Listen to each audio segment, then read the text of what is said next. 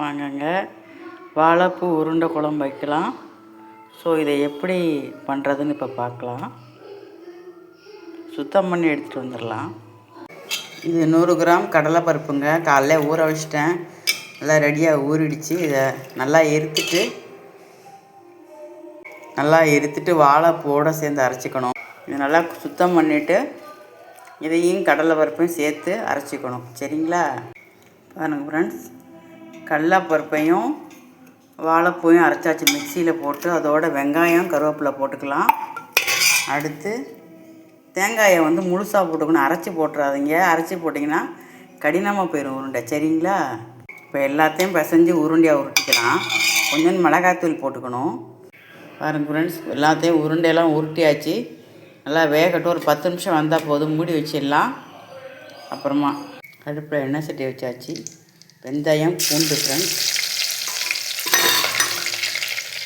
இது வழக்கம் போல் தக்காளி, கருவேப்பிலை, வெங்காயம் தாளிச்சிக்கலாம். நல்லா வதங்கிட்டுங்க. இது எப்போதும் மிளகா மல்லி அரைச்சி ஊற்றுறது. குழம்புக்கு ஊற்றுவோம்ல, அதை ஊற்றிக்கலாம். உங்களுக்கு தேவையான அளவு உப்பு போட்டுக்கலாம். இப்போ தேங்காயை அரைச்சி ஊற்றிக்கலாம். வெறும் தேங்காய் தான். உப்பு போட்டாச்சு. கொதிக்கிட்டு வாங்க. குழம்பு கொதிச்சிட்டுங்க. ஒவ்வொரு உருண்டையாக எடுத்து இப்போ போட்டுடலாம். நல்லா குழம்பு கொதிச்சிட்டு ஃப்ரெண்ட்ஸ், இப்போ அடுப்பை ஆஃப் பண்ணிடலாம். வேகமாக கொதிக்க விட்டால் உருண்டை புண்டு போயிடுங்கன்னா மெதுவாக தம்லேயே கொதிக்க விடணும். இதில் கடலைப்பருப்பு சேர்த்துருக்கிறதுனால தலைமுடி வளர்ச்சிக்கு நிறைய உதவுதாங்க. கடலைப்பருப்பு சாப்பிட்டோம்னாக்கா ரத்த ஓட்டத்தை சீராக்கி தலைமுடி வளர்ச்சிக்கு இரும்பு சத்து நிறையா இருக்கிறதுனால இது தலைமுடி வளர்ச்சிக்கு ரொம்ப ரொம்ப உதவுதாங்க. இந்த கடலைப்பருப்பை நம்ம வாரத்தில் ஒரு நாள்னா சாப்பிடுவோம். சரிங்களா?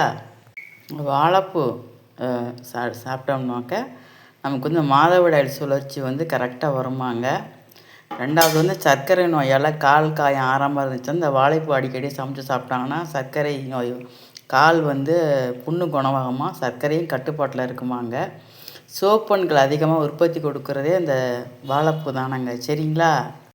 நமக்கு மார்பக புற்றுநோய் வராமல் தடுக்குதாங்க. இவ்வளோ நல்ல வைட்டமின்ஸ்லாம் இந்த வாழைப்பூவில் இருக்கிறதுனால வாழைப்பூவை சமைக்கிறதுக்கு அலுப்புப்படாமல், சுத்தம் பண்ணுறதுக்கு க்ளீன் பண்ண அலுப்புப்படாமல் சமைக்க மாட்டாங்க. அந்த மாதிரிலாம் பண்ணாமல் வாழைப்பூ வாரத்தில் ஒரு நாள் சேர்ந்து கடலைப்பருப்பு சேர்ந்து இந்த குழம்பு வைங்க ஃப்ரெண்ட்ஸ். சரிங்களா? பாய்.